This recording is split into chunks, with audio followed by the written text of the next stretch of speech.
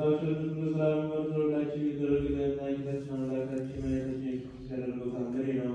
ጌታችን ኢየሱስ ክርስቶስ ወደ ሰማይ ካረገ በኋላ በአስረኛው ቀን ሐዋርያት በጽዮን አዳራሽ ተሰብስበው ሳለ በዕለተ እሑድ ጌታችን ተስፋ እንደሰጣቸው የሚያረጋጋ የሚያጸና መንፈስ ቅዱስ ጰራቅሊጦስ በእነሱ ላይ ወረደ።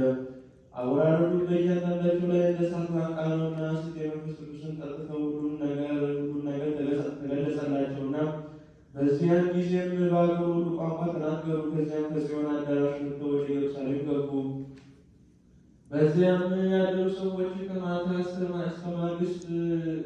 ማግስት ንጋት ድረስ በአገሩ ሁሉ ቋንቋ ሲናገሩ ሰምቷቸው እጅግ አደነቁ። አይሁድ ግን እርስ በርሳቸው እኒህ ሰዎች ጠጅ ጠጥተው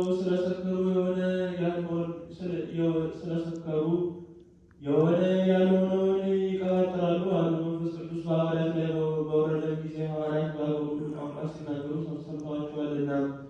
በዚህም ዕለት መላዋ ኢየሩሳሌም አበራች፣ በውስጧም ታላቅ ብርሃን በርቷልና። በዚህም ጊዜ ፍርሃትና ወደ መደበላለቅም ሆነ።